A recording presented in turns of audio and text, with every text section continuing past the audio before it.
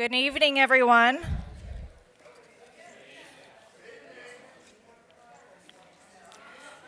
Thank you for joining us at the Foster City Chamber Candidate Forum. My name is Crystal Tilton. I'm the Executive Director of the Chamber, and I want to thank all of you for coming out today to get to know our candidates. For those of you who cannot make it and are watching this recording, we hope you enjoy the recording. First of all, I want to say thank you to our gracious hosts and the entire team at Central Peninsula Church for helping us put this event on and make it happen. We also have several board members here. Right now one, and the other one is on the way in the door. So thank you, Joanne and Jessica, when she walks in. I also want to recognize our 2023 VIP Circle members. They are the biggest influence in the chamber for us, and they are Amazon, Biomed Realty, Steelwave, Visa, Gilead, and Zoox. Thank you for supporting the chamber and the community. As you know, there are 3 seats open on the City Council.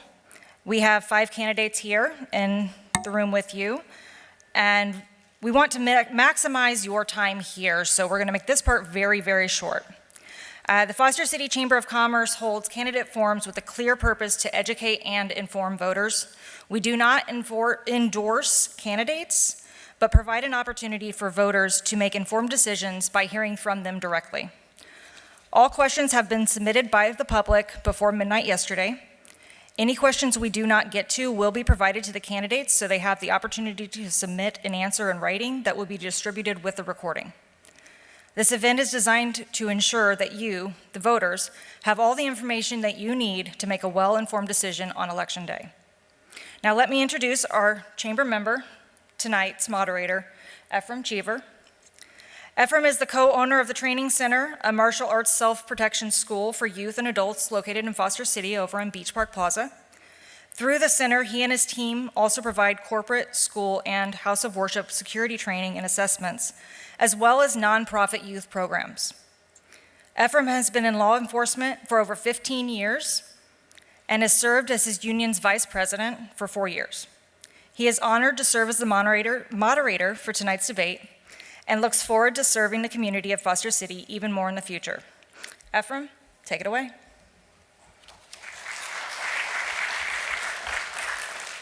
All right, good evening, everyone. Thank you very much for coming to tonight's event. Let's go over a couple ground rules before we get started for tonight. Each candidate that will be here during the debate will have 2 minutes for an opening statement. Once we start the questions and answer period, they will have 1 minute per question. They will also have the opportunity to provide 1 rebuttal or gain 1 additional minute to answer a question if they feel the need to, by waving the paper in front of them, which each candidate, you can't see it, but they all have a paper in front of them. They'll just wave it in the air, and we'll give them 1 additional minute. If they choose to use this opportunity, they will get this additional minute or do their rebuttal after everyone else has finished answering that question. And now for the audience, please note that there are some audience review forms. We have them listed, we have them right here on the podium in front of us, and also they're outside by the doors. Oh, they're all here? Okay, so they're all here. And, sorry, let me check my notes here. These forms are anonymous, but they give you an opportunity to rate the answers that the candidates give during the debate. So once you take one of the forms, you can fill it out. You can either drop it off with one of the chamber members up here, or you can also leave them outside, right outside the doors as you exit. And so now we're going to go ahead and call up each candidate to come up and give their opening statement. We are going to start in alphabetical order. So Patrick, come on up.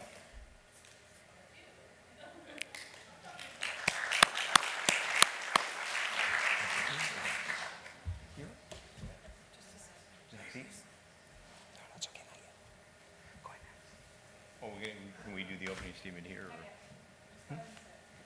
Oh, we're going to sit. For the Sorry, a couple logistical things we're just working out last second. So we're just going to call everybody up first, and then we're going to go ahead and start. So Patrick, thank you. Phoebe.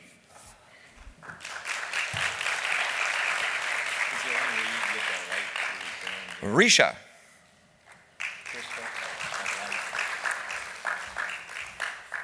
Shankar.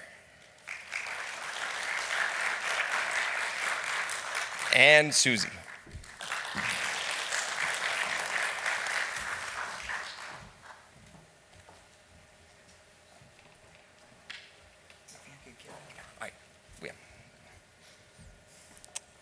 All right, and as our candidates get settled in, we're going to go ahead and begin our opening statements, and we're going to be starting with Patrick.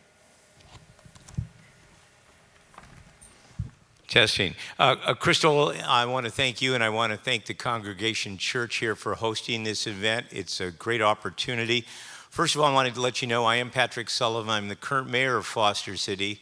You don't get elected to mayor, it's rotated based on your colleagues' support through the council. So I was very successful in becoming mayor in my 4th year. I'm running for re-election. I'm a business owner. I've lived in Foster City for over 34 years.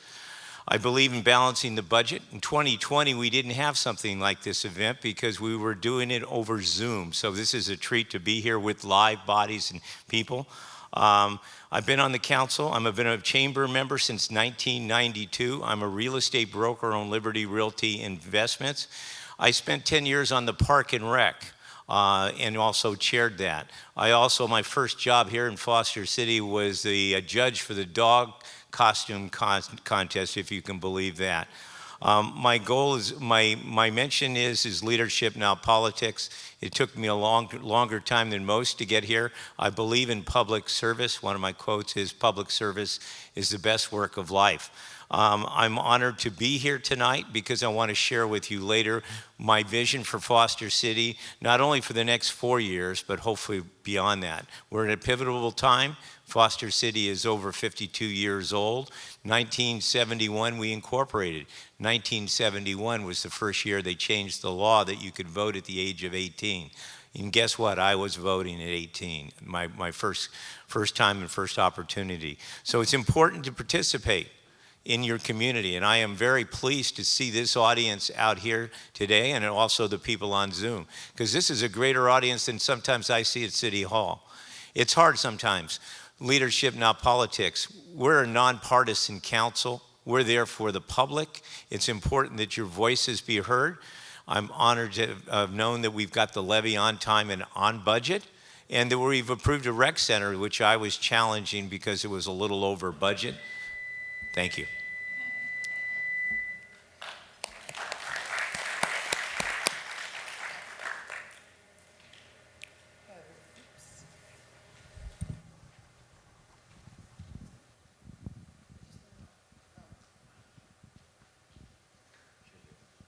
Okay. Hi, everybody. Good evening. My name is Phoebe Shin Venkat. I'm really honored to be here today. Thank you to the Chamber of Commerce, the fellow candidates for City Council, as well as Central Peninsula Church for hosting us. Why I'm running for City Council, I get that question, you can imagine, every day, several times a day. Sometimes my answers change, not because I have different answers, but because it depends on, what kind of feeling I have about it. One reason is because my background is in community engagement and community building. I do that on behalf of companies who are, nonprofit as well as for-profit companies. I also have community building in my DNA. I was raised back on the East Coast in New Jersey by a single immigrant mother from Taiwan, and she always taught me about building community, being open, being empathetic, and learning. So that's something I've instilled in my whole life. So when my family and I moved here 10 years ago to Foster City, due to being hired for a key position at a tech company in San Francisco, I felt like I've got to take full advantage. It's not just about working at that job, but it's about giving back to the community. Several years ago, when I did encounter a health scare due to COVID and other health issues, I nearly died, and I realized I had to come back charging harder, because that's the way I am. So I signed up for a few different things locally. I realized I wasn't doing enough locally. So I applied a few times to try to get on the Parks and Rec Commission, Planning Commission. I did finally get to the Planning Commission on my 3rd try. I'm really proud of that. I'm still serving on that today. I also do other work in the community, helping with domestic violence survivors in Cora. So I'm really here because I want to do the work of the community. Thank you so much.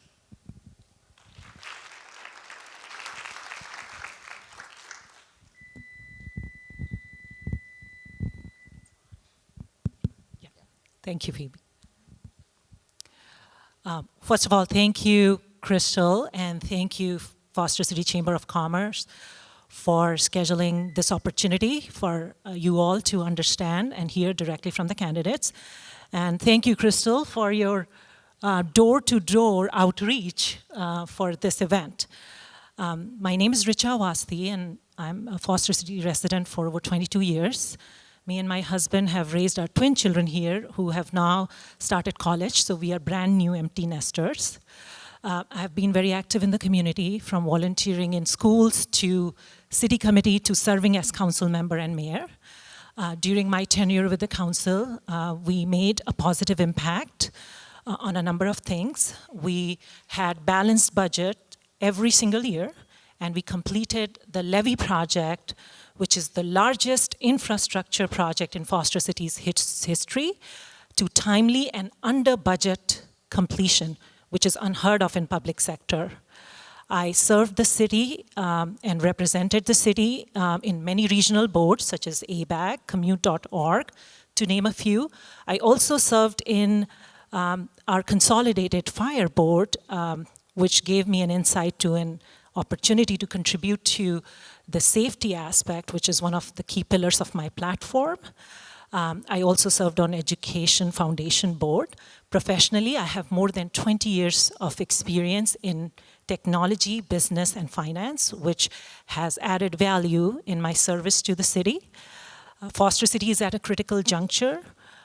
We are facing budget deficits. I feel that my experience will be very effective in adding to the council's effectiveness in leveraging my governmental and other experience to make the decision-making process better. And that's the reason I'm running. Thank you. Hello. Thank you, Crystal, and thank you, Chamber, for hosting this event. My name is Shankar Kenkre, and I'm running for Foster City Council. I lived in Foster City for 33 years. I'm married for 32 years. We raised our wonderful daughter in this beautiful community. I have experience with engineering and people management for over 30 years. For 25 years, I ran IT consulting firm. During this time, my focus was on work and family, and I didn't know what was happening in the city hall. I couldn't even name a single council member. It all changed in 2016 when Edgewater Plaza redevelopment came in night. I started attending council meetings and had a deep understanding of issues Foster City was facing. I acted as a watchdog for the community. I started attending meetings and started informing residents what was happening.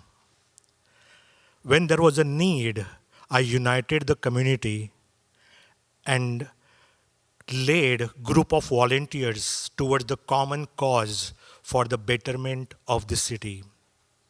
I'm running for the city council because I believe in accountability, transparency, and integrity in the local governance. Thank you.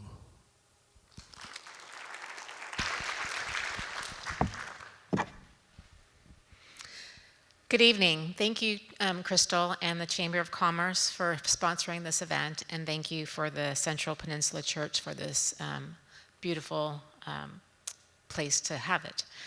My name is Susie Niederhofer. I'm running for City Council for the first time. I'm a native of Foster City. My parents moved here in 1965 before I was born.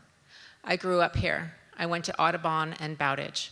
I can honestly say that I've seen Foster City grow from piles of seashell to developments like Edgewater Shopping Center, which when it was built, it had a movie theater. My husband and I raised our 2 kids here in Foster City, and during that time, I volunteered for many youth sports organizations. I was the treasurer of Foster City Little League for 7 years, and I worked collaboratively with parents to ensure that programs were quality and continued. As far as my professional experience, I have 32 years of public finance experience, the last 12 being the assistant finance director. In most of those years, I managed the budget process, working collaboratively with all departments in budget submittals and creating a budget document that was ultimately approved by the City Council. Why am I running for City Council? I'm just a resident like you. I love this city, and I want to make sure that it's fiscally strong and able to provide all the services that it has over all the years that I've lived here. Thank you.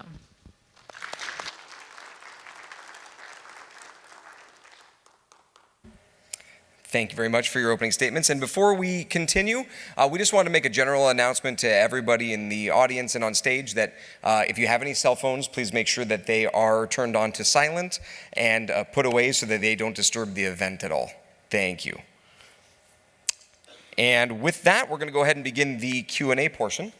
And my daughter, Victoria.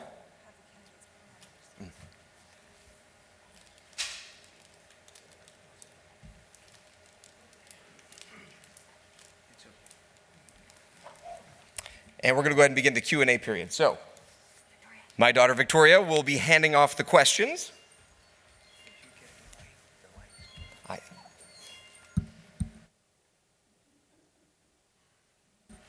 She has been waiting all night for this moment.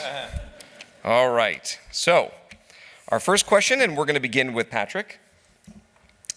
Foster City's growing diversity raises concerns about inclusivity and representation in local government and community programs. What actions would you implement to ensure all communities are represented in city decision-making? You know, I think that's a spot-on question. Thanks for the question. I think if you go with the orientation of Foster City, it was the first city that was incorporated that did not have in their deeds restrictions of people of color and religion. So that started in the late 1968s, but we incorporated in 71. We are a diverse community. We also have many cultural festivals. We also must look at the ethnicity in this city. We've had people of Asian descent, people of color that have been on the city council, not just once, not just twice, just not 3 times, maybe 4. We do truly are a mixed community. You can see it by the culture. We also had a heads up on the zip trips. I don't know how many of you saw the zip trips that Channel 2 put on, where they interviewed a good majority of the people from the Marine, the good gentleman that has a boat, Mike Turner. We are diverse, and it's truly an honor to live in the city of Foster City and say I'm part of it. Phoebe? It's true, Foster City is truly very diverse. I definitely think we can be more inclusive and really do build a sense of belonging. The pride is already here. I see it everywhere, online, offline, in person, at these festivals that Patrick just mentioned. I do think there's a lot more work to do, and I'm ready to do that work because I'm doing it already today. It's my passion. Most of that work I'm not doing because I'm not paid for it. I know that it's how we're going to prosper as a city. We need to be able to focus on different personas in the city. For example, we do have a senior population that is growing exponentially as compared to other generations. That's a really good thing. That means seniors are living longer, better access to medical care. But are they getting what they need in order to thrive in our city? I would like to implement more cross-generational programs, cross-cultural programs that are taking care of the everyday while we're celebrating the festivals in between. And I know as something...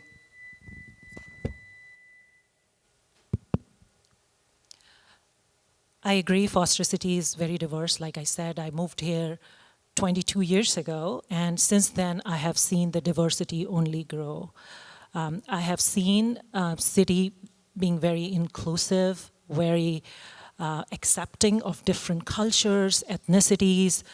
We see many festivals celebrated at Leonine Park, but as with everything else, we could do better.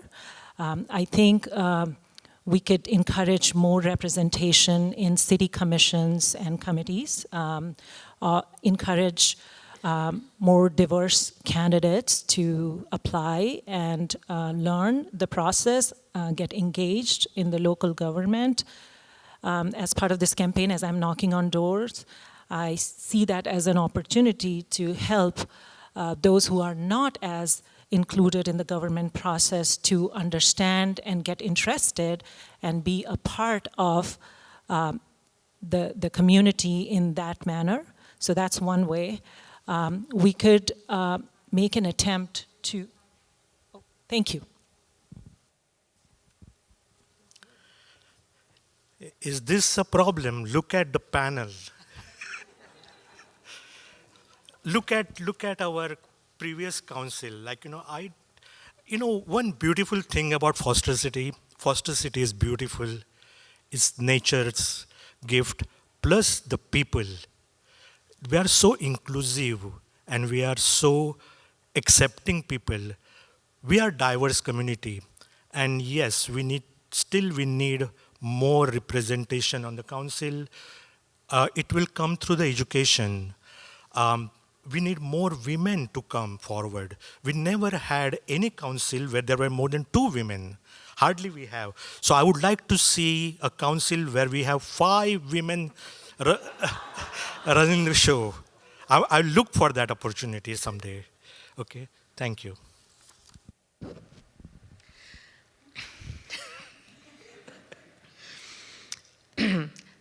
One of the greatest aspects about Foster City, and one of the reasons why I love it so much, is that it is diverse.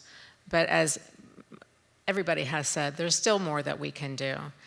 Promoting education and awareness, and getting people involved. When I go to meet and greets and meet people, they ask me, how do I know the information that I tell them? And I say, because I go to council meetings. And I say to them, it's not that difficult to go to a council meeting. And now they're on Zoom. You can turn it on while you're eating dinner, and you can find out more about the city and get more involved. So I do want to have more involvement with the whole community. But I do support measures that are inclusive and build community. I love the events that we have. They're very diverse, and let's do more. So get involved. Thank you, and I think we have our first paper wave. So, Phoebe, I'll go ahead and take that. Sure. Thank you. A rebuttal, because I don't disagree with anything up here. It's more just to elaborate on the fact of inclusion.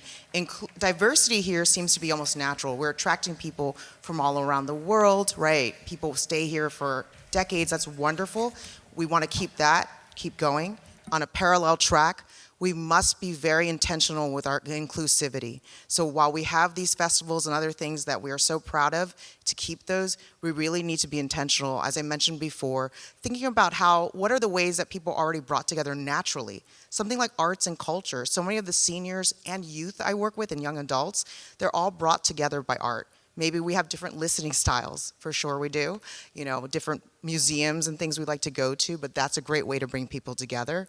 I also think there's a great way to be able to support people grassroots. We've seen grassroots organizations in Foster City, such as Team Up Cleanup, be able to rise and get more official resources. We need to do the same for those kinds of cross-cultural activities as well. Thank you. And moving to our next question, Phoebe, we're going to start with you on this next question. Would you support adding pickleball lines to some or all of our tennis courts, given the minimal cost and the potential benefit to residents? Wow, pickleball, that is a hot topic. I'll have to admit here, I have never played pickleball because I never tried. I'm not very athletic. I think if we look at the costs and the costs make sense, that's fine. I do also would love to see a component of, is it generating revenue, attracting people outside of Foster City to come spend a day playing pickleball, being on the lagoon, checking out Sarah's Cookies, going to a restaurant, staying overnight in a hotel. So I would love to kind of see what kind of marketing and branding we could put behind that. But in theory, yes, I'd have to weigh that against any other asks that come at the same time. So pickleball is one of the fastest growing sports in the US, and I have seen and I have heard from many residents who are interested in having more pickleball courts. So my first reaction is that I'll definitely be open to considering it. I have also heard that there are some tennis courts and there are other places where it is actually being used for playing pickleball. So one of the things that is very important for me as we plan services for our community, that we are actually delivering what would be used by the community. And in the case of pickleball, I've heard that. So we'll definitely look at the costs involved. From my understanding, it can be cost prohibitive because tennis courts could be used for pickleball. So I would be definitely very open to exploring it. Thank you. Yeah, one of my friends, she's very passionate about pickleball. And if I say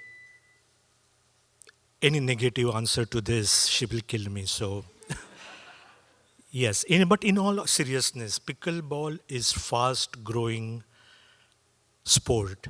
And yes, there is you go to pickleball courts and you see there is a crowd outside, there is a line, people are fighting for the spots. Yes, we need more pickleballs, but I don't have the data to say, are we going to sacrifice tennis courts for pickleballs? I need that data. But yes, I'll support more pickleballs. But at the same time, we have to see how many people are interested in tennis courts. We'll maintain tennis courts and add more pickleballs. And I really don't know whether we can do mixed use, tennis certain part and pickleball certain part, convert those. I don't have that information. Thank you.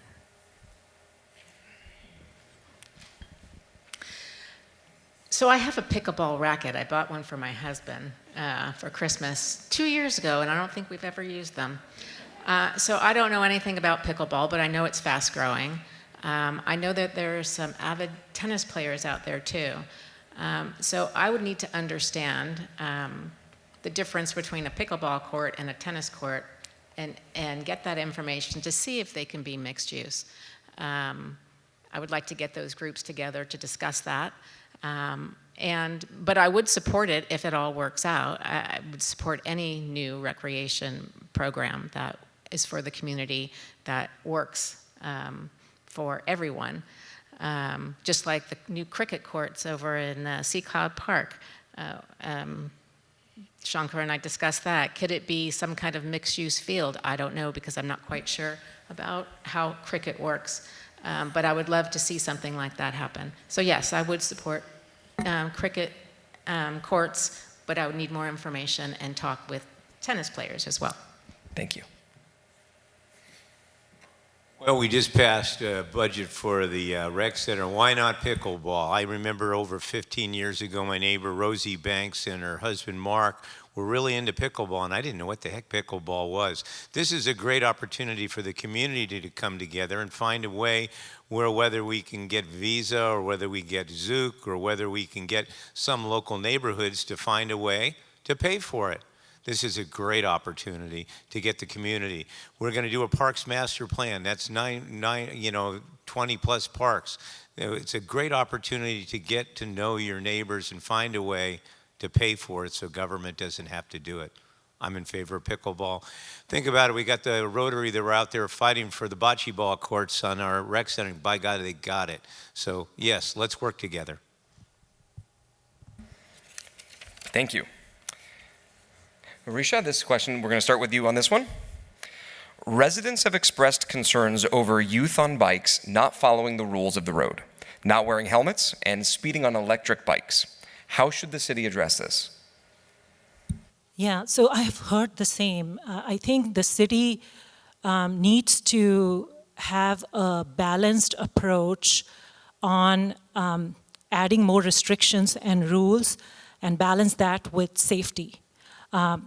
Safety is the #1 priority, and when such a complaint is received by the city, then they should immediately analyze, examine the neighborhood, the areas where they are seeing the occurrence, and they should be proactive in taking measures and establishing rules and guidelines, before an unfortunate event happens.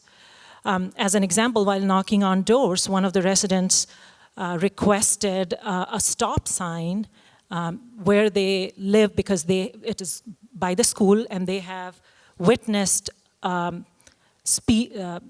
high-speed cars and they have been concerned about the safety. When I reached out to the city manager, they have a series of steps that they follow. I think in case of safety, we don't want to wait until an unfortunate event happens, so the city can be a little proactive in establishing rules. Thank you. Yes, it is a problem, especially like, at a traffic light, when the signal turns green and you want to go and then all of a sudden a kid comes across in a very fast speed bike and it is a problem. The answer to this is education. We have to educate people. We have to create videos. We have to go to schools and educate kids, educate parents. This behavior will lead to something serious. We have to let them know. Many times it happens like, even the bike lanes, people drive in opposite direction. Education is the only solution to this problem. We cannot enforce any fines. That never works. We have to educate people. Thanks.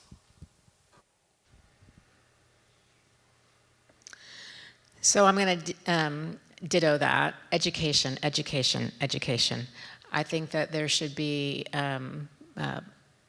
we should go to schools and educate, have an assembly to educate, maybe a police officer, a representative of the city, who goes to the schools and talks about safety, bicycle safety. I also think it would be important for the Youth Advisory Committee to be involved in this. Hearing that information from a peer of your age group is more impactful, I believe. So education is very important, and going out there and to the schools and with youth, I think would work. Thanks.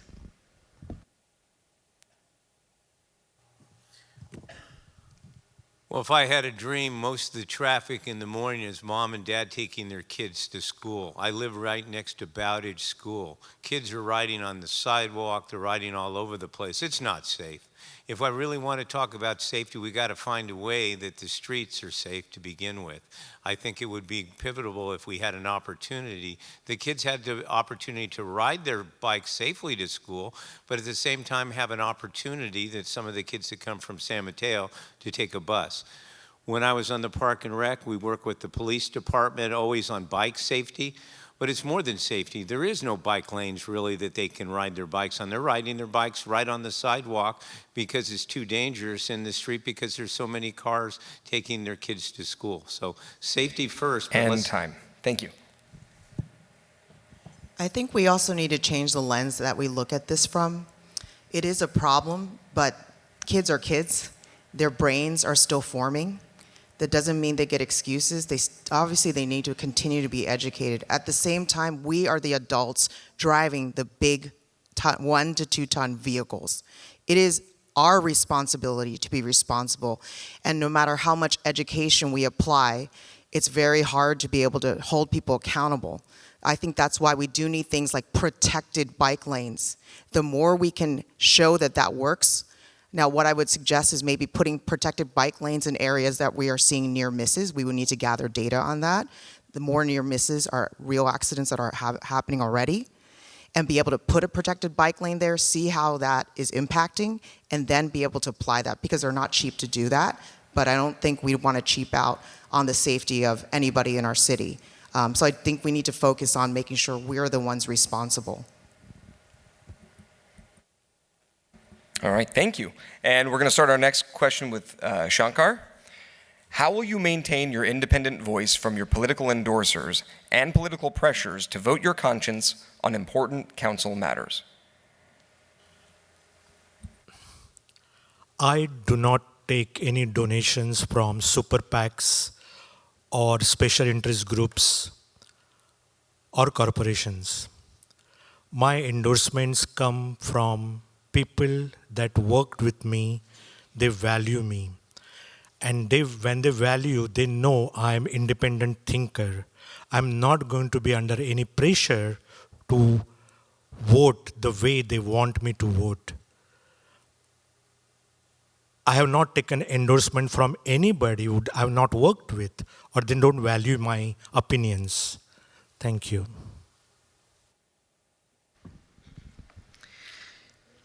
In my 32 years working for a city government, we have to take ethical classes every year. It's a certain amount of time that we have to take.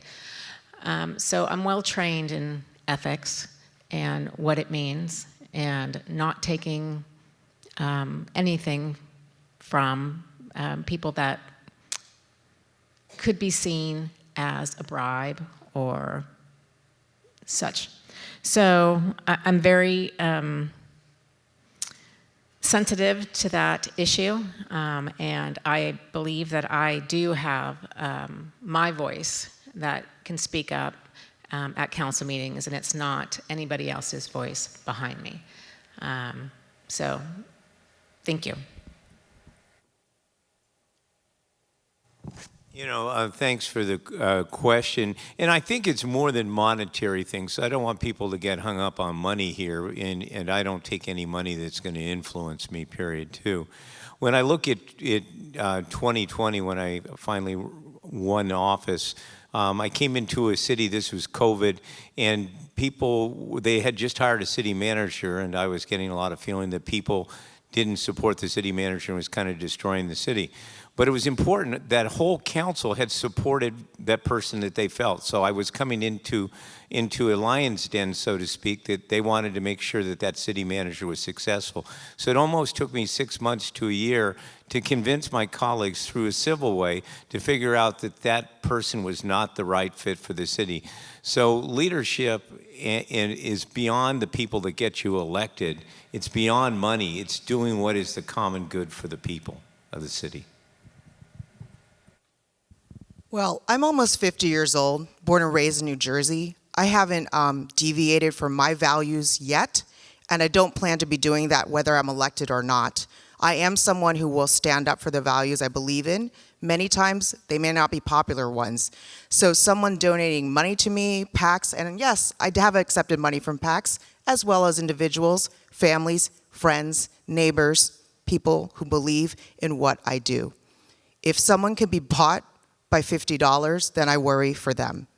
I cannot be bought because that has never been something that entered my mind. I do what I feel is right, look at the data, qualitative and quantitative, and then weigh the decision there. You may not always agree with me, but I can always show you my work. I have a track record of voting on issues and topic based on data analysis without letting any bias impact my decisions. And I'm not just talking about endorsements or donations. I'm talking about subtle bias that we all can be subject to.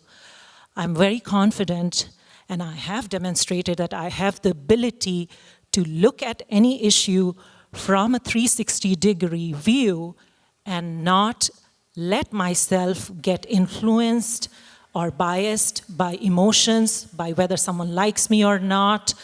It is only on the basis of the merit of the issue that I have a track record of voting on. And that leads to getting unpopular, because there is no single issue that, however you vote, you will be liked by 100% of the people. So that's my track record, and it speaks for itself. Thank you. Thank you. Our next question, we're going to start with Susie. With district elections coming to Foster City, how would you define and describe your neighborhood and district? With district elections coming to Foster City, how would you define and describe your neighborhood and district? Well, I don't know what my district is yet. But I would describe my neighborhood, my district, as very diverse. I think that there's no one that is from house to house on my court in my neighborhood that you can say it's just one of one type of people. they're all kind. We're all diverse community. I don't know how to say that except for that. Thank you. What a tough question, huh? Well, you know, first of all, in the city of Foster City, I was called out because on the rec center, I thought we should have and when we were closing it in different languages, and somebody called me out and said, well, that they thought I might be a little prejudiced, you know, okay, and I'm saying, well, why did you say, you know, so, and as you know, we do have a diverse city. 50.1% are Asian. There's a high percentage of people from India, the Middle East, all over the country. So there is not one ethnicity. My neighborhood where I live in, it's Asian, it's Middle Eastern, you name it. So it is a tough question. We are a melting pot right here in the city of Foster City. The only thing I think we can distinguish between is renters and owners. There's probably more, you know, we've got more renters, probably, well, 46.7% are renters. So we have a higher population of renters than diversity. So I think we have a melting pot here in the city already. I think it's interesting. Everyone jumped to talk about race. Where I live in Bayport, it's an HOA. So I do see a lot of it being like it's HOA made up of different people, diverse. Again, I guess we'll use that word. But it's also different than I can see other areas within Foster City. I would say where I live is a bunch of HOAs coming together, and we're by Catamaran Park and the newer elementary school. I do see that as very different than the area where it's Pilgrim, Triton, Penelope's Cafe. In terms of districts, we don't know what they're going to be yet. I'm interested to see what will happen. I know some people are concerned about districts and what could go wrong. I'm thinking about what could go right when we find great people to step up in commissions, committees, and to run for council. Then we can figure out how people will slot into different districts and represent those districts well while representing the entire Foster City.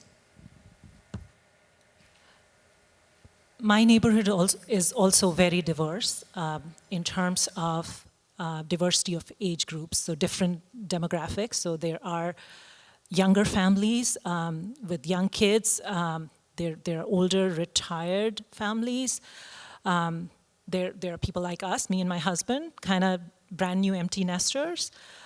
So different age groups I've seen. I've seen different ethnicities. I've seen Indians, I've seen Chinese, I've seen Caucasians. So it is very diverse when it comes to ethnicities and race also.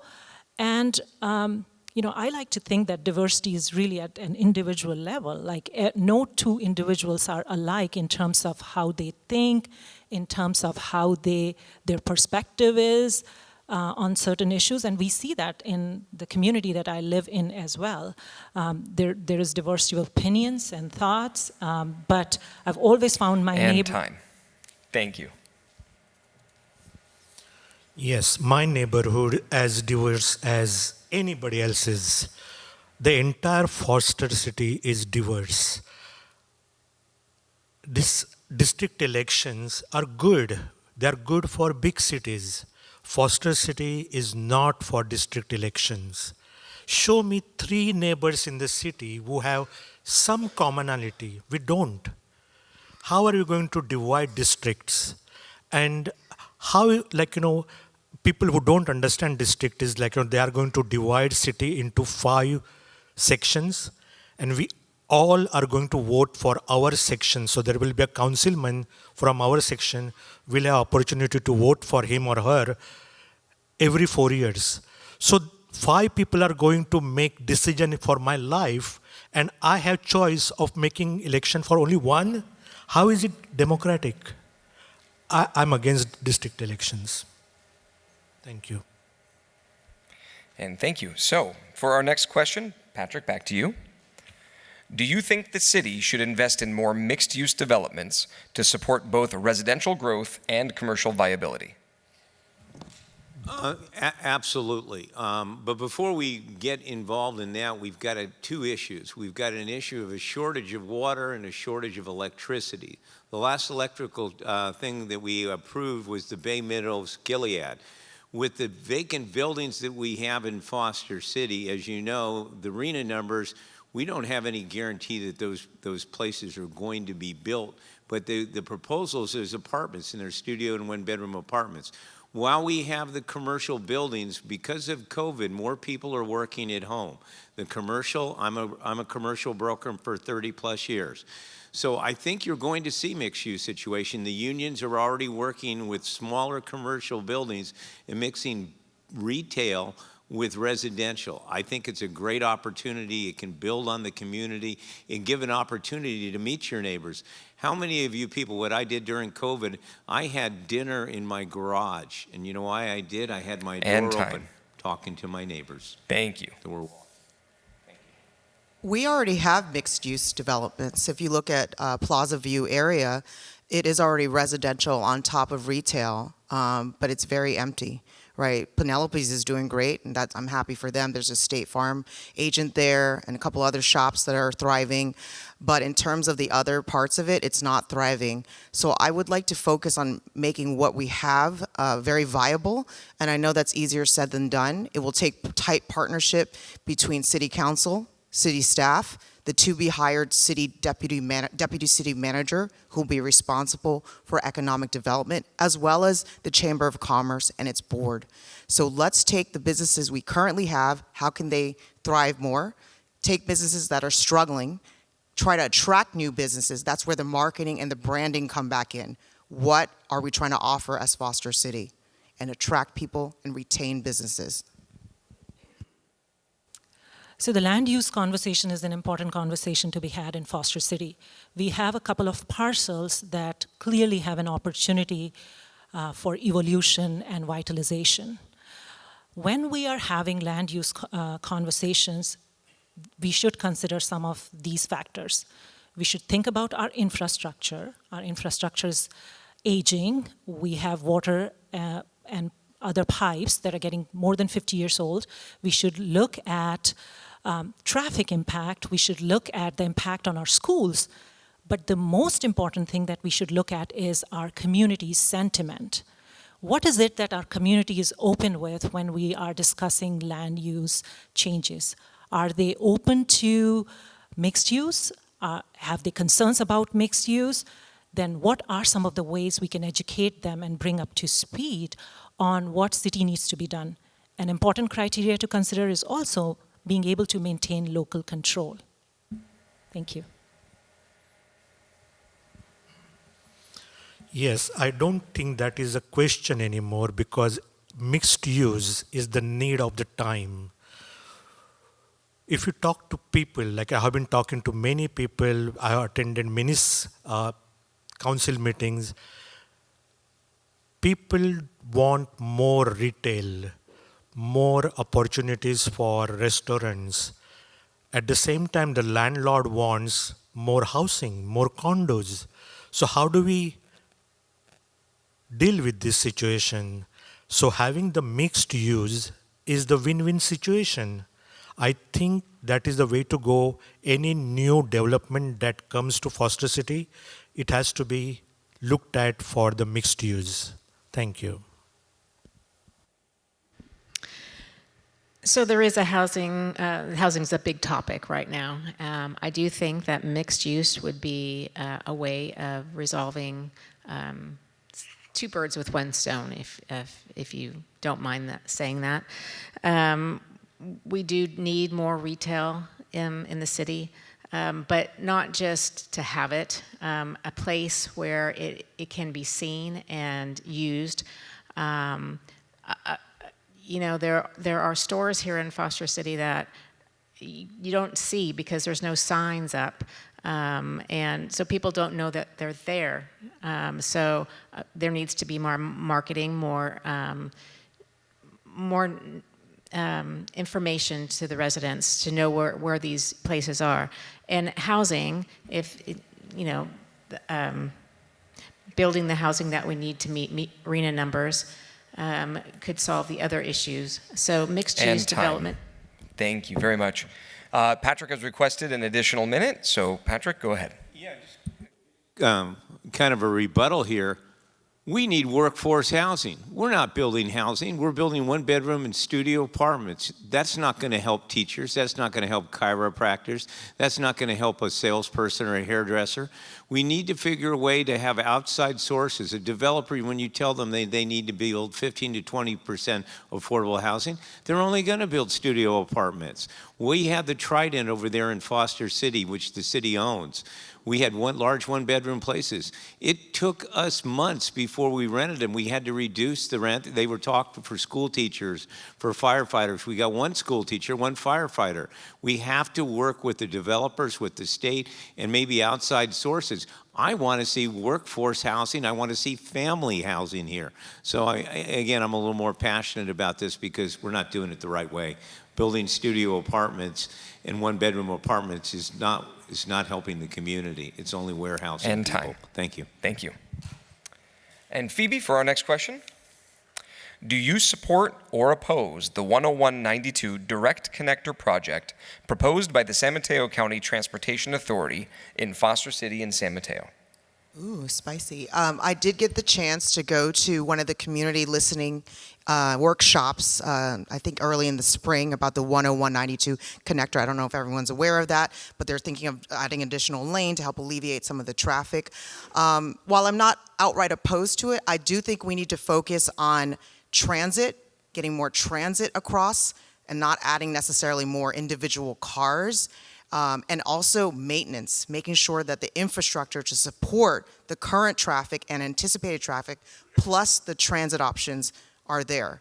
So that's what I would be in support of. I think there's a lot more to learn. I know they're going to be coming out with more information or more workshops. We should all be informed. In general, I'm supportive of that initiative that started to be discussed when I was in the council, and I think that those enhancements would be a way that could alleviate some of our traffic concerns. Of course, we need to have transit options, which is a struggle in Foster City, but the 10192 project, although it'll take some time for its completion, will help Foster City alleviate some of the traffic concerns.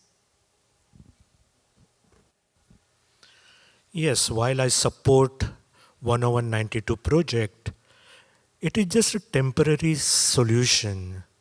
We are only putting Band-Aid to the problem. What we need here is a public transport. We need to use less cars. It is good for everything. It is good for traffic. It is good for environment. We need more public. So we need to appeal to the state legislatures, to the Bay Area governance, that focus on public transport, more buses, more shuttles, more frequent Caltrains, BARTs. That is what we need. This will alleviate the traffic problem, congestion, for some short period of time. 10 years from now, we'll be in the same situation. So yes, for temporary, I support the project. Thank you.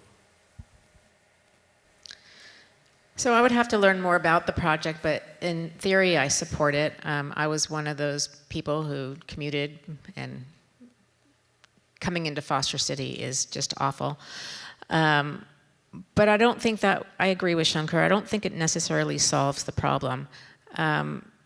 If there's another lane that goes across 101 and 92, what are we going to do about the bridge? Many years ago, that bridge was 2 lanes. Now it's wider, but is it wide enough?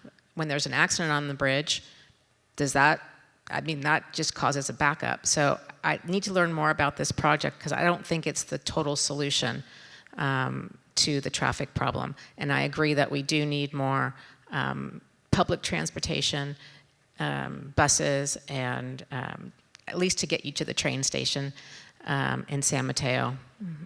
So thank you. Great question. My dad was a 38-year highway with Caltrans. First of all, most of your traffic 50% of it on 101 on north and south, are only going 20 or 30 miles. The benefit of this thing, I first of all feel, is we need to connect our transportation. First of all, if we would have something on 101 moving, a people mover or stuff on 101 north and south, where people could ride their electric bikes or electric scooters or whatever, they probably could move quicker than the traffic. It shouldn't be pay as you go. The only thing that we're going to be doing with this current proposal is people that are coming maybe 50, 60, 75 miles out of the Bay Area. So it's not helping us really impact what we're doing here. We need to connect seamless our transportation, and that means to be able to connect with Caltrains or a bus system. We're not connected. They're all fighting for the same federal and state tax dollars. That's why we're not doing a seamless thing. We've got to get off the dime and figure we can do it together. Thank you. Thank you. Okay, Risha, for our next question. If Foster City could adopt an official animal besides geese, what would it be and why? Oh my God, besides geese. I think dogs, right? Don't we all love dogs? So yeah, no, I think that's a short answer. I think that brings community together in so many ways. We have seen July 4th, the dog parade is so popular. And, when you're walking, go for walks, it's a conversation starter. I think it brings community together. And I've heard, I don't have a dog, but I have many friends who adopted dogs during COVID. Some even adopted 2 dogs. And they're just happier. They're happy people. They find so much love there. So I think maybe our community needs to have that. And we have seen videos of Drake at FCPD. So it's all warm and fuzzy. Thank you. Let's adopt dogs. Yes, I would agree. I'm biased towards dogs. I mean, dogs, anybody who has dogs, I've seen, I can be friends with them in no time. Dogs are wonderful. And Foster City, we are dog lovers city. We have more dog parks than any other city. So, yes, not geese, but yes, I encourage people adopting dogs, having more dogs, go for walks with dogs, play with dogs. So, yes, dogs. So I'm going to take this as adopt an official animal as your mascot, and I'm going to say duck. I think that Foster City should adopt the duck as its mascot. They've been in the city for a long time, and it's so cute when they have their little ducklings follow them in their water. So I'm going to say duck. Well, I got a cemetery of dogs in my house for all I've adopted over the years, but I'm going to take the great white heron or the blue heron that we see in Foster City on the levee. I think it's an outstanding, majestic bird, and I could see a true representation on the logo that we need to copyright that we haven't. But I would like the blue heron to be part of the city bird. It's a majestic bird. Thank you. So time for me to make a mom joke, Phoebe Van Cat. Although I do love cats, they're pretty cool. I do think squirrels represent Foster City because they move fast, they're wily, but at the same time they know how to think and gather the nuts that they're eating and save. So I think that's where Foster City is. We're preserving the past, the history, that's the gathering of the nuts, but we're also moving forward together and trying to thrive. Thank you. Okay. Shankar, this question is going to start with you. There's been a noticeable decline in civic engagement, with fewer residents attending city meetings or participating in community events. What specific initiatives would you introduce to increase resident involvement in local government and ensure their voices are heard? Yes, there is less engagement. Since January, I've talked to probably 20 residents, encouraging them to run for the council. Nobody accepted my offer. We have 3 positions open and only 5 people are running. That is not a healthy competition. We need more people interested in this job. What I will do is we need to have more town hall meetings on important issues. What I'm going to do is, I've been writing about the meeting synopsis and posting them on social media. I'll continue to do the same through the staff, write a small 25, 30 line synopsis of meeting. And time. Thank you. So one of the programs that the city has right now is the Civics Academy. I don't know if everybody is aware of it, but it's something that my husband and I are doing right now. It's a 7-week program, and I think it's the most wonderful program. It's a way of getting to know staff and how the city runs. So an initiative that I would start is not only an annual Civics Academy, but a biannual Civics Academy, so there's more opportunities for people to go. And I would also suggest something like maybe a raffle. If you put your name in, if you go to a council meeting, you fill out a piece of paper and put your name in a hat, or even online, that at the end of the month there's a raffle, maybe for a city mug that has a city logo on it, like this, to get more people involved and come to listen to council and what's going on in the city. I think that is one way to start that process. Great question. When we went out to engage the public on the rec center remodel and stuff like that, somebody claimed a victory because we had 0.06% represented in the city of Foster. Boy, that was pathetic. But that's the only amount of people that we had participating. We have a park master plan coming up that's going to be $100 million. I made a suggestion that we have participants in the 9 neighborhoods we have. Foster City was built around neighborhoods. We used to have shopping centers. We had gas stations. So if we're going to bring the city back to life, we got a great opportunity with the park master plan. We've got to hear the voices of people. I know they're busy. We have quite a few people in this city that are retired. I'm almost there. I wish I could say I could retire, but I'm still enjoying the activity of being a realtor. So it's important that we participate in our communities and bring that community back to the community. The representation, everybody's proud of their park. Thank you. I actually don't think the community is not participating. I'm in so many different circles and groups of people. There's moms out there, we have a buy nothing group, we're exchanging items for free. We have people that are running, like I met a woman a couple years ago, runs a Latina giving circle. These are a lot of these grassroots efforts. We have teens that are focused on, a teen last year produced an art show that got a lot of people out on a Saturday at the community center in Foster City. I saw a group of kids breakdancing, in front of the library after hours on the weekend. So we've got natural leaders in our community. You need people who can cultivate these leaders and not necessarily say, okay, now we got to apply for planning commission, because that's a far way to think. But it's cultivate, keep encouraging. How do we make sure people keep showing up? And they will.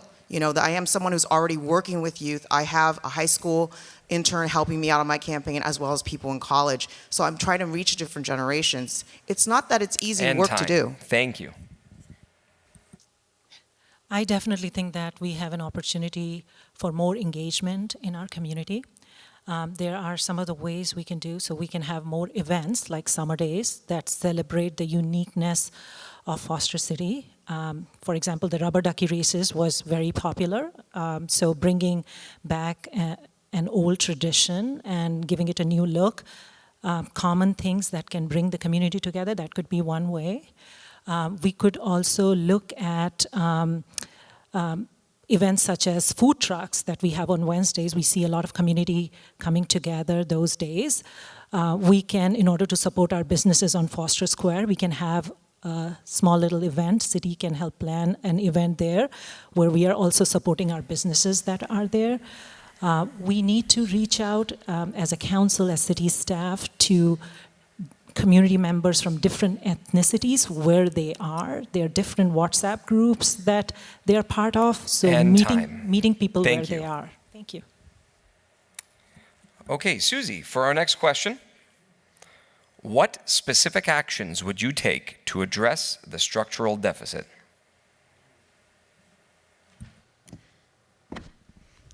So I think one of the first things that I would do to address the structural deficit is look at the financial policies. I think we need strong reserve policies. That doesn't mean just one reserve, multiple reserves.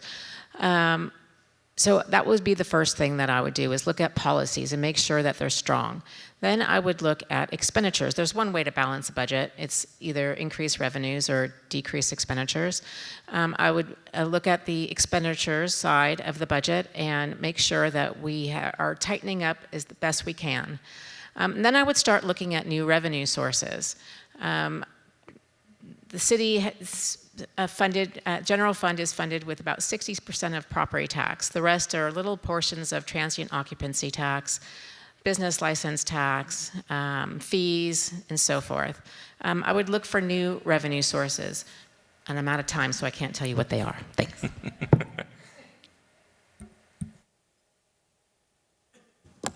Wow, a question I was waiting for all night. We're 17 million in debt for the next 4 years. A city runs on 60% property tax, sales tax, TOT tax, BLT. We need an economic development manager. We've been looking for over 2 years. The market is weak. We need to find other sources. We had an opportunity recently on the rec center to get $500,000 from Gilead's. We also got $500,000 from PG&E. We need to reach out to Zook or Visa to help us along the way. We don't mind if we give them their name recognition. Cities can no longer, we've got health care and we've got employee benefits going up. Right now, you know, it sounds like, well, what do we do? Cut employers or cut the employees? We are already 4 short police officers in the city of Foster City. We spend over $400,000 to $500,000 in overtime, mental health. And time. Thank you. You don't have to be elected to council to already start helping the city. For example, that role of the economic development manager, which is actually the deputy city manager role, I already started talking to people about it, posting it online, really reaching out to my network. We have to make sure we can expand beyond what we understand it to be. For example, it doesn't have to be someone who's already have government experience. That's helpful, but people in tech who were laid off, people who weren't laid off but are really smart, let's poach them.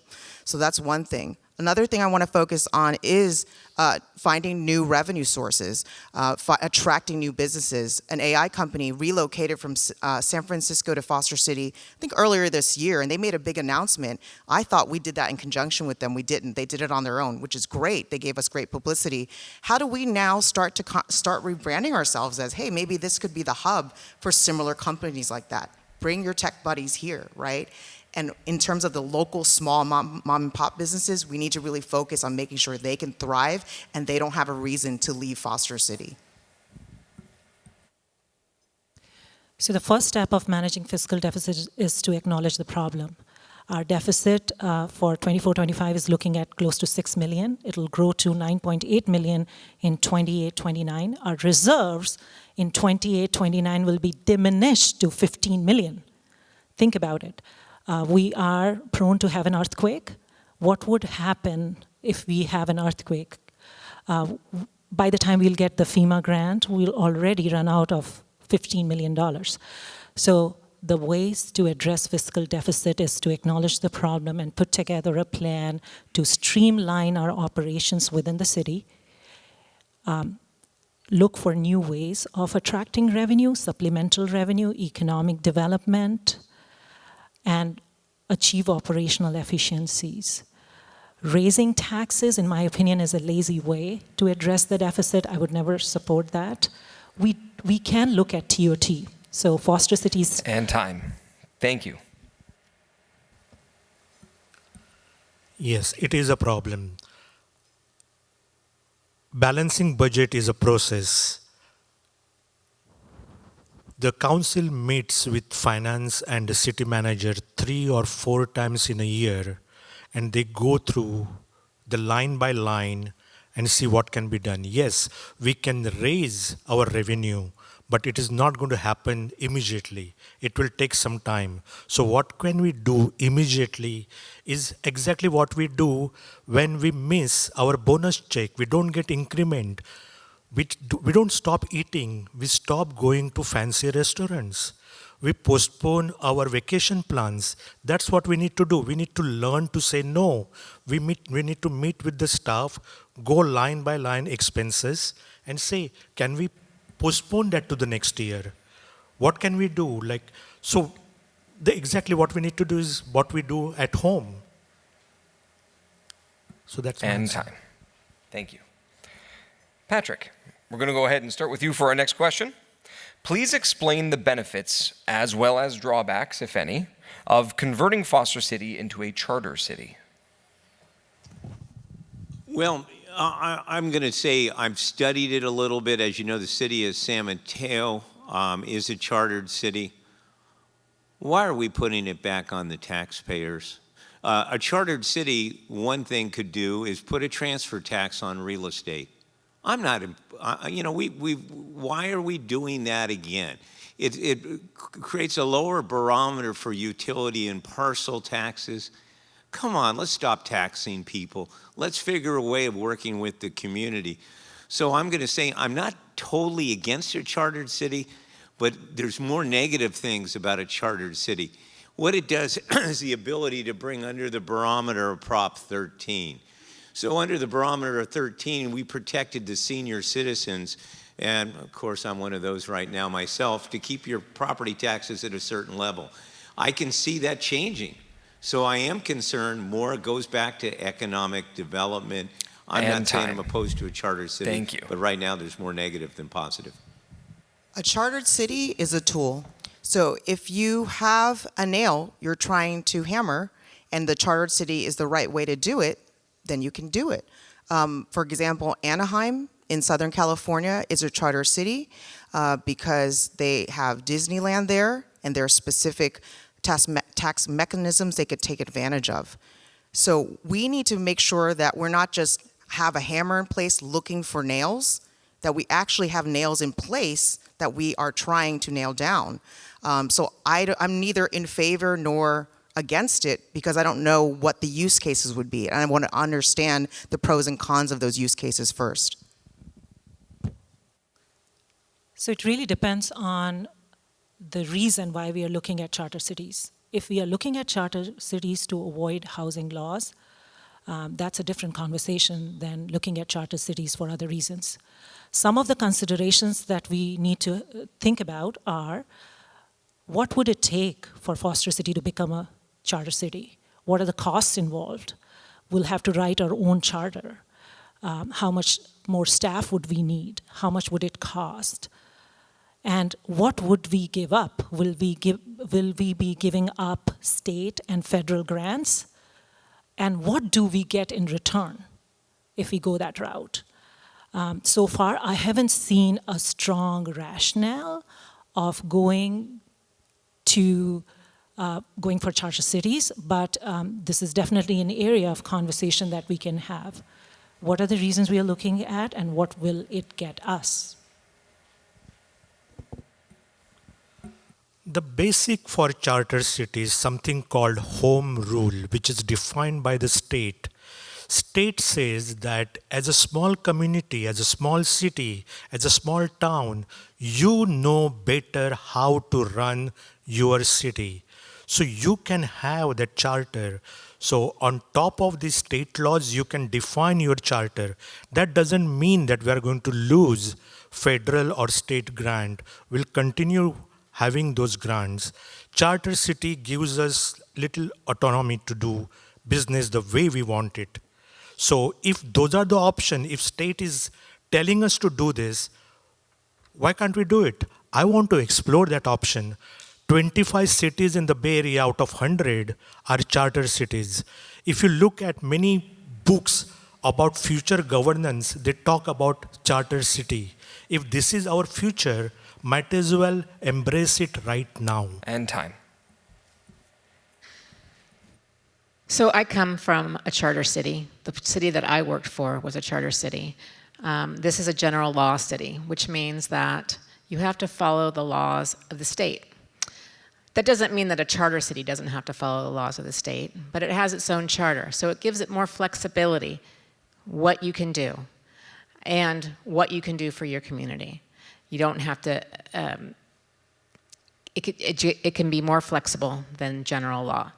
And we got federal grants, we got state grants, and we were able to do things that a general law city can't. So I would like to explore the city becoming a charter city, and I would like to learn what it can do for this city and help with that. Thanks.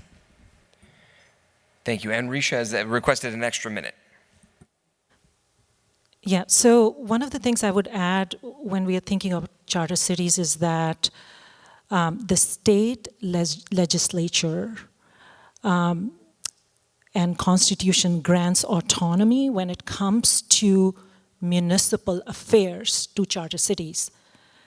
But they do not have a very good definition of what those municipal affairs are.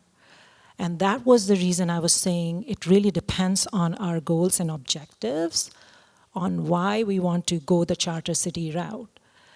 Because there are plenty of cases where cities have tried to become charter cities to avoid certain housing laws, and in the court, they were not successful in doing that because of the way municipal affairs were defined.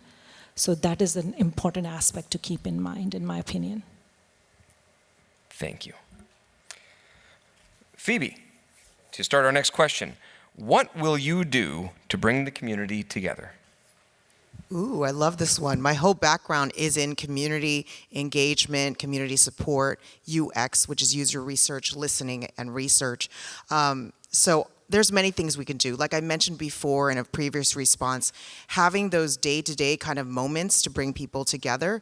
What are the activities already out there? We don't need to orchestrate new things. We need to further tap into what's going on in the community. I'm someone who's already connected across many different types of people in the community, and seeing where the city could help with a little push. We don't have to give a huge budget. We can help with a little push, very similar to how the Team Up Cleanup went from grassroots to now they were absorbed by Pacific Beach Coalition. I would also want to find ways that we can bring people together in some more formal ways, like having an arts and culture commission to bring different generations and backgrounds together. I think there's many ways to do it. It's focusing on what resources we have and being able to apply those resources. I already shared in a previous response the ways to bring community together. I think having events that celebrate the uniqueness of Foster City, I think is one way. One of the aspects I would mention here is engagement through generational understanding. And what I mean by that is that while it's the responsibility of older generation to mentor and coach the younger generation on the importance of sustaining and maintaining the cultural values that they are so attached to, it is also the responsibility of younger generation, which you can call reverse mentoring, to educate seniors and older generation on the importance of evolution, the importance of changing proactively in a positive manner, importance of technology and other changes. I think in a city or in a demographic where we have two generations, that could help. Thank you.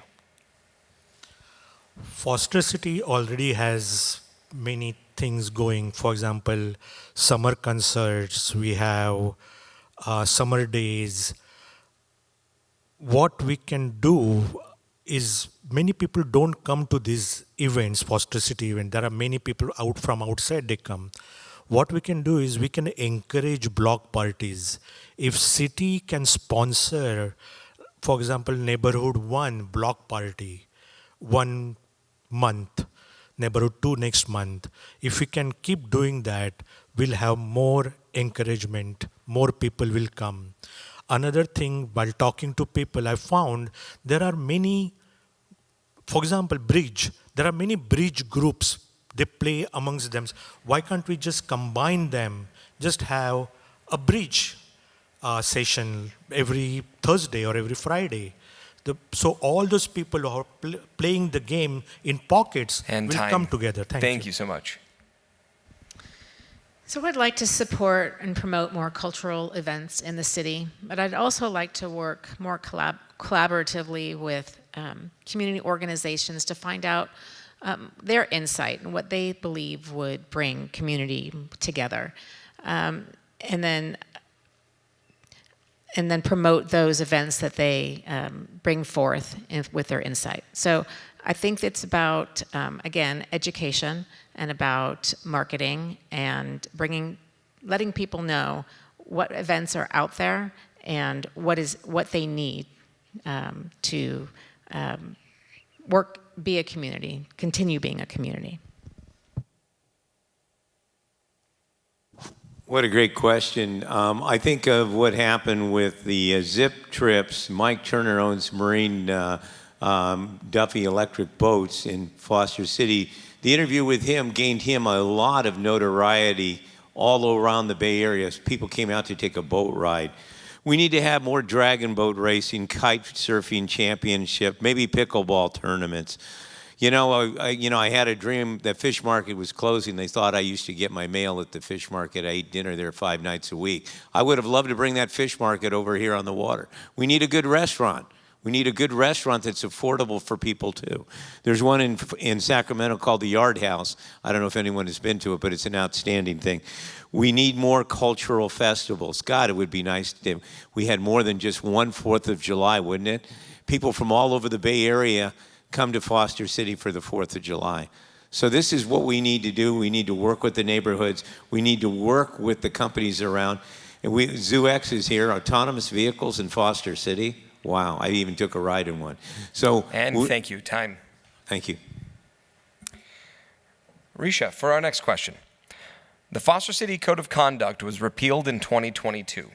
As a council member, would you vote to reinstate it? And if so, why? So the code of conduct at the time that we are talking about was not being used for its intended usage. Unfortunately, with any law, any ordinance, any rule that is in place, sometimes folks are able to find an alternate use of that particular rule.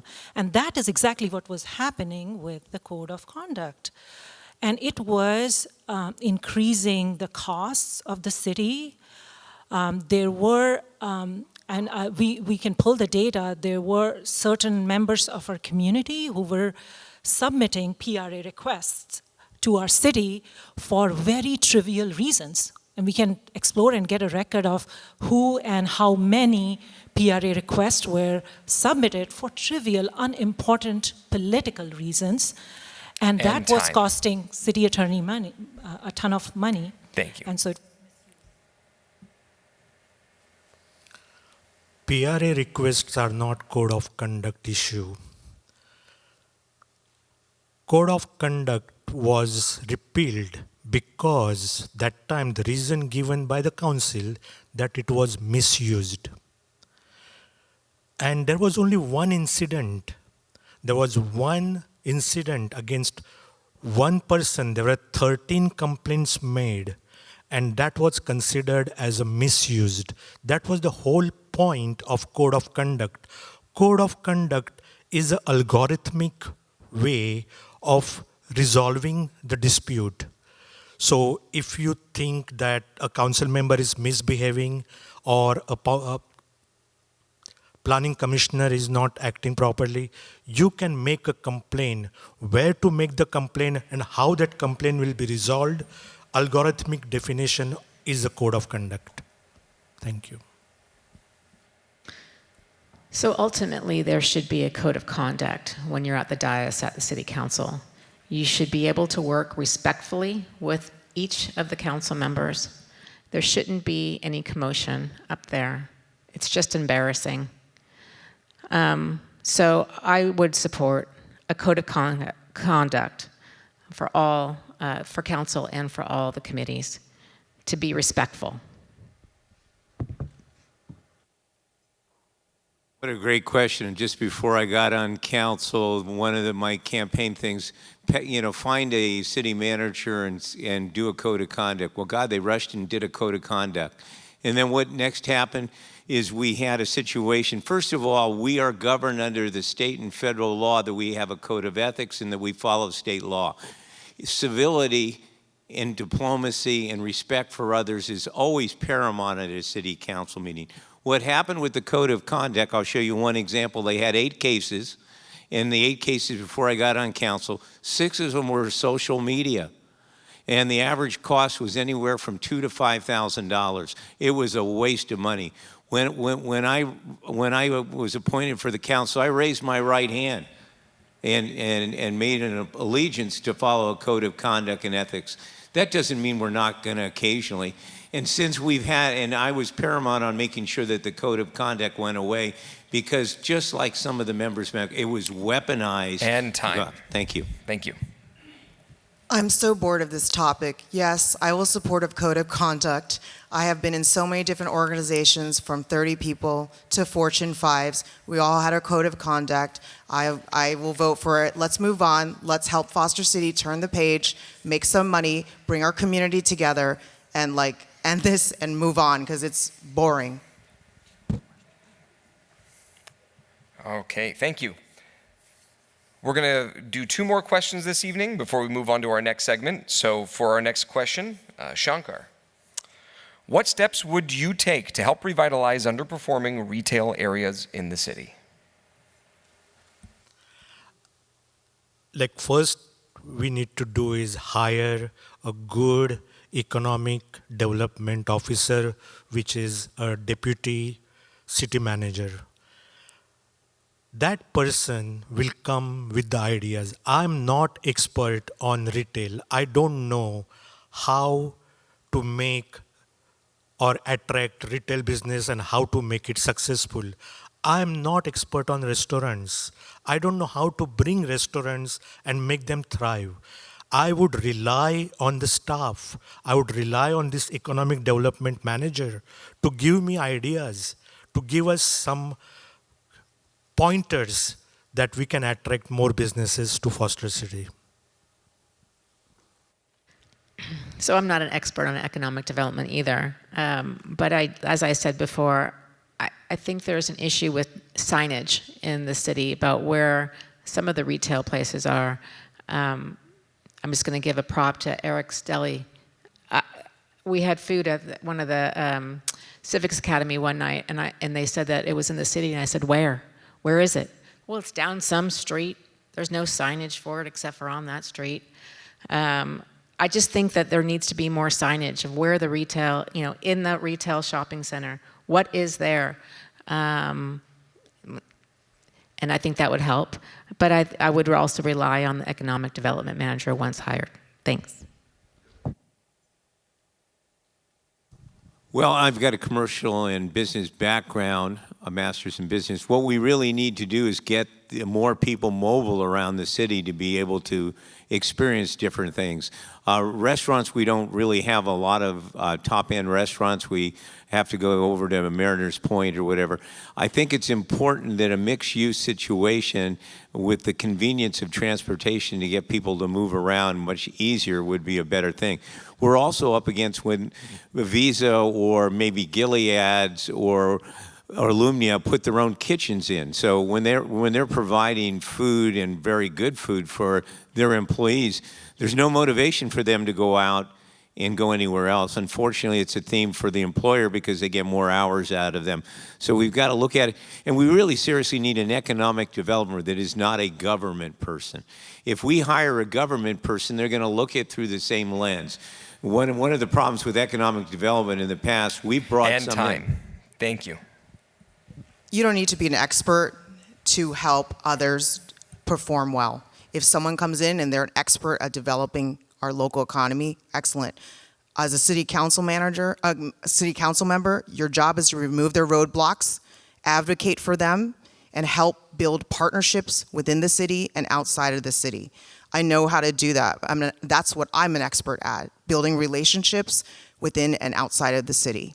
So that's what I would focus on. I would also want to talk about making sure that we understand what is the brand of Foster City. Because we hire somebody and tell them we want this economy revved up, and they do it, and we complain about traffic. We need to think about what's our brand, what do we want to focus on, because we can't be giving goals that don't align, and you have staff confused. So we just need to be clear about those goals so that they can go off and win. So economic development is important to revitalize our retail. Working with Chamber of Commerce is extremely important. As a city, we tried economic development in 2016, and that wasn't very successful. So revisiting the reasons why it was not successful would be a good idea. I think community buy-in is extremely important. I cannot emphasize that enough. In order for anything to succeed in Foster City, the residents, the community of Foster City should support that. Obviously, city needs to streamline operations, permitting process, and make Foster City business-friendly community. City council members and city staff can also play a dynamic role in attracting the right businesses to Foster City. I have talked with council members in Redwood City and in Burlingame who are a great example of how it is done, and the council members actively, through their skills and experience, reached out to businesses and attracted them. Thank you. For our final question for this portion of the evening, Susie. Have you ever supported a local recall effort where you resided? And if so, why? Oh, that's a fast one. No, I have not. I mean, I've supported the event, but I have not been involved in it. Yes, I ran in the recall. So did I sign the document to get it recalled? Yes. Did I participate in the election process? Yes. But did I actually do any paperwork in regards to recall? No. I didn't support any recall efforts, and that's how I stand. I didn't support it because it wasn't fiscally responsible, and I don't support recalls in general unless there's something pertinent that we need to recall for. Thanks. Recalls are divisive and they are not financially responsible. I did not support the recall, and we are still facing the consequences in our city.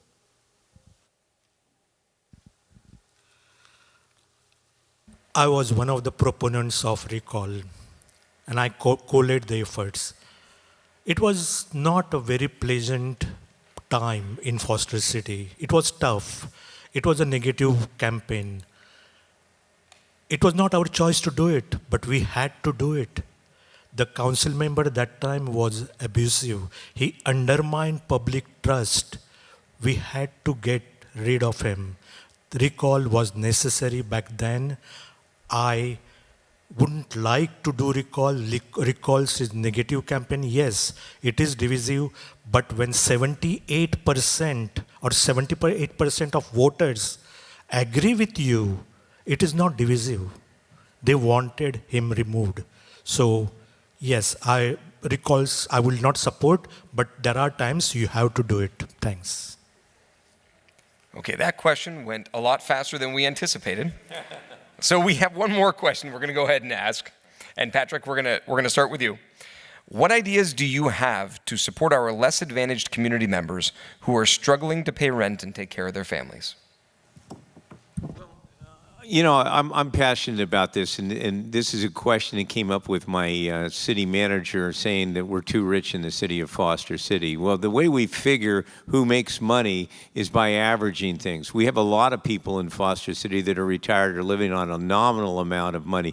So I think we first need to change the statistics out there because it's not allowing us to get federal and state money. Well, my city manager said, you're not going to qualify for federal money. You're too rich in Foster City. I know I've walked neighborhoods. There are people that can't even pay for their gardening to be done. They can't even have their house painted. We have a community where over 60% of the people living in the city of Foster City are senior citizens. The Foster City Village is mostly senior citizens trying to find people to help them take them to the doctor. We need transportation. I think we have to have more awareness that there are people out here and that we all need to engage in the community to help. And thank you. You mind repeating the question? Sure. What ideas do you have to support our less advantaged community members who are struggling to pay rent and take care of their families? Okay, thanks for that question. I personally know people who are struggling to pay rent and take care of their families.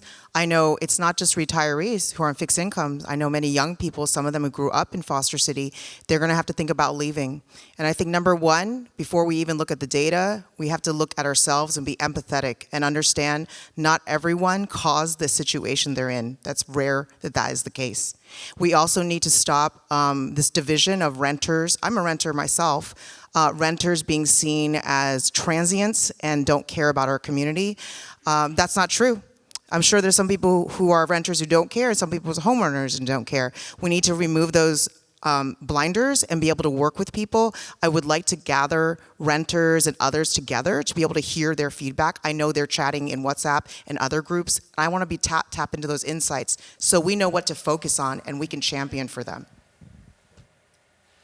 As an elected council member, in order to help those who are struggling with rent, we actually had a situation when I was in council where some of the affordable units at one of our complexes ran out of that criteria. So the city staff and council members worked very hard to work with county and other ways by which we can help those residents.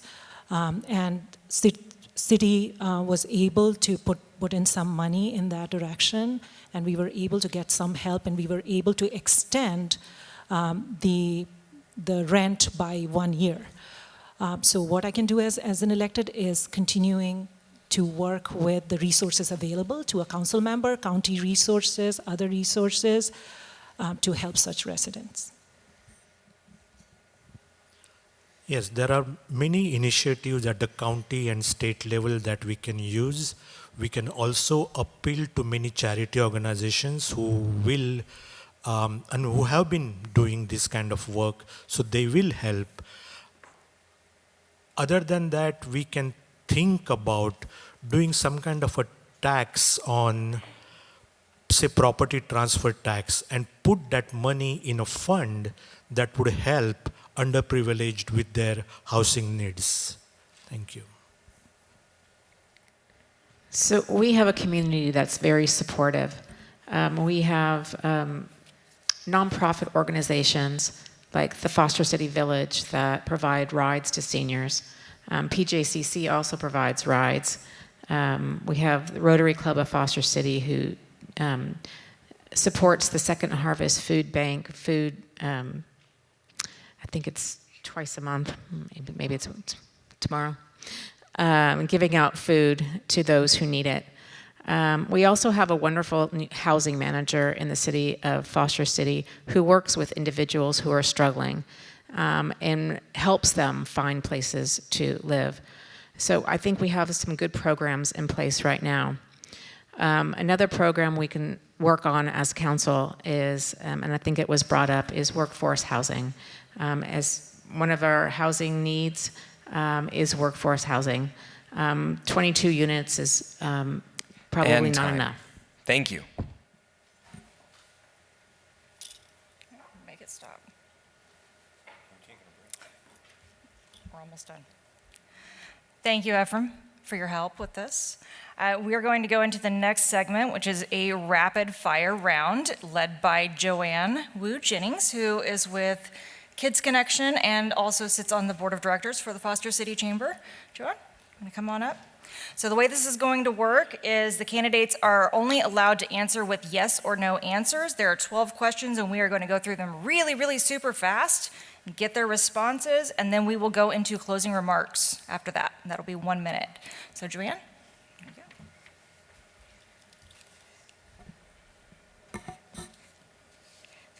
Okay, and we will start all answers with Susie, and these will be yes and no answers only. Should Foster City offer more incentives for small businesses to open? Yes. Yes. Yes. Yes. Thank you. Would you have voted for a new rec center? It's a hard question, but yes. Yes. Yes. No. That's a tough question for me. Yes or no, please? No. No. Thank you. Would you push for more electric vehicle charging stations in public areas? Yes. Yes. Yes. Yes. Yes, with the caveat of more PG&E availability. Thank you. Do you believe the current level of city transparency and communication with residents is sufficient? No, it could do better. No. No. Yes. Yes. Should the city impose stricter noise ordinances in residential areas?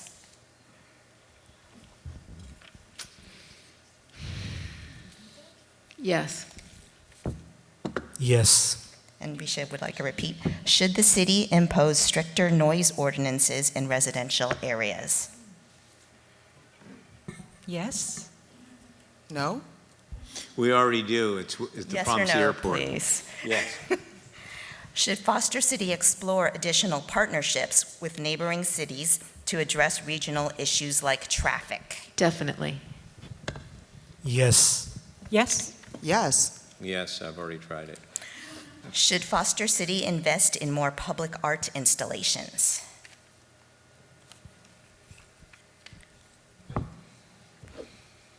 Yes.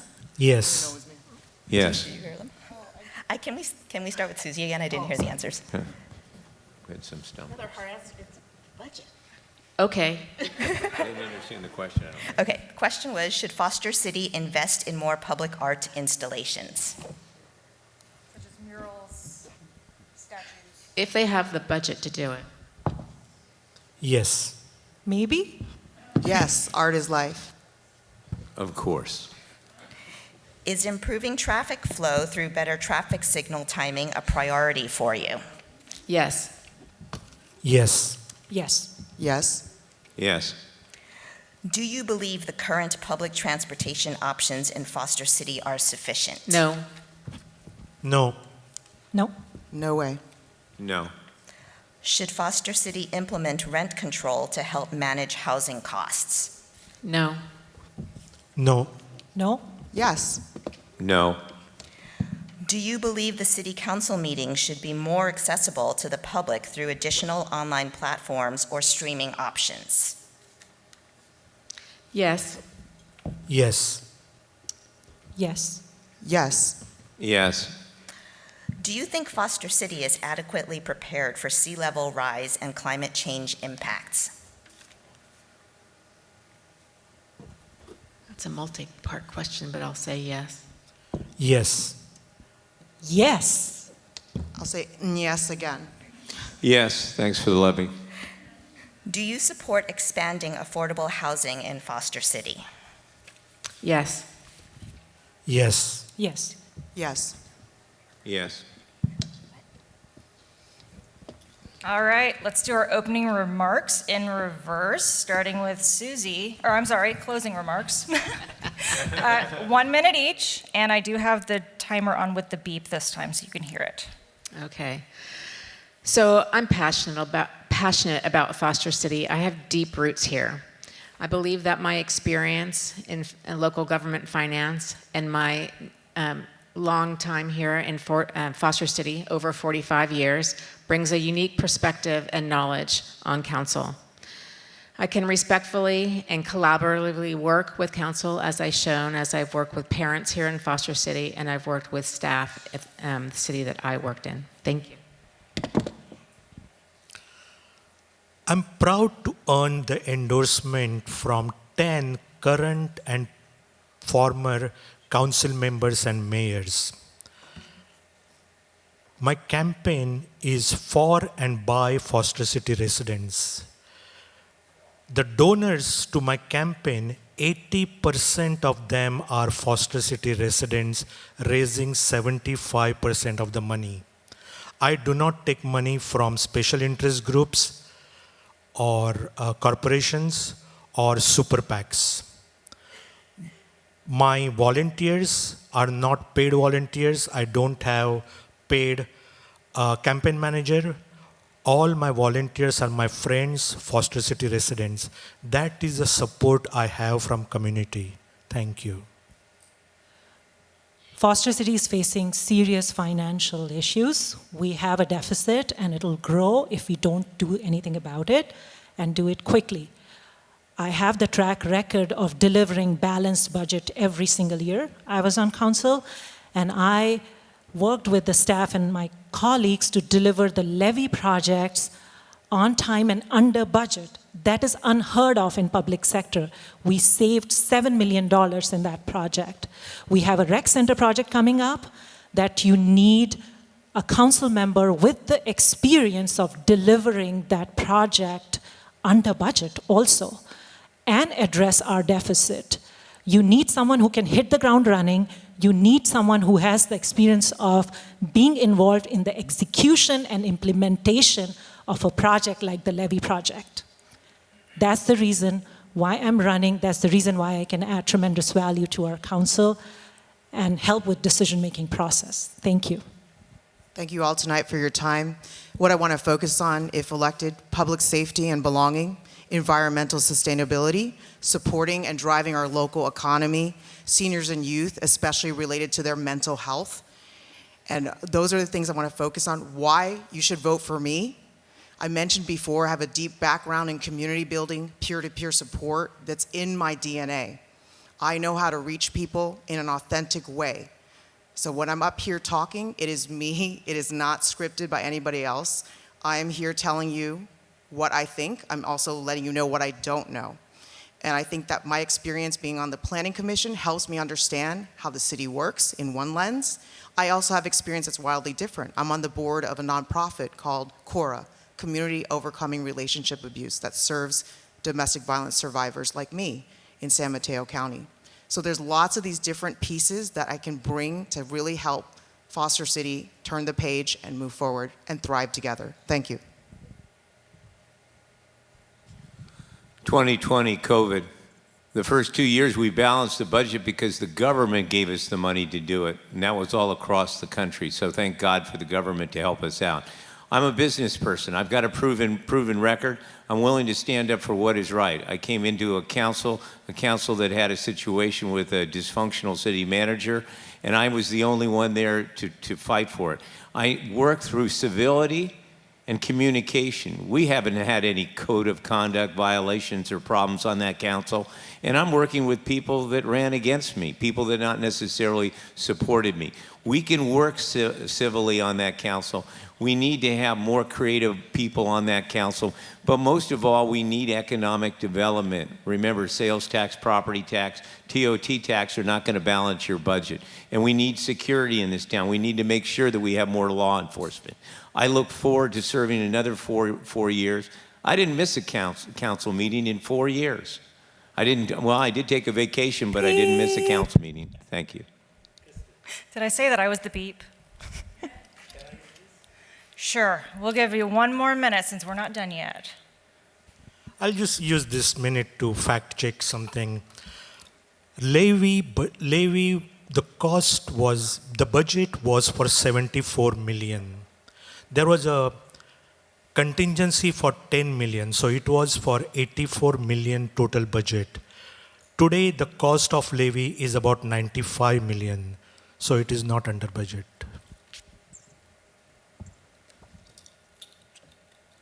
Get this thing to stop here. All right. Thank you, everyone, for coming out and learning more about the candidates. Thank you all for coming and spending your time and telling us what you believe and how you plan to make changes for our city. I hope that you all learned something and that you walk away feeling educated and able to speak to who you support a little bit better. Thank you.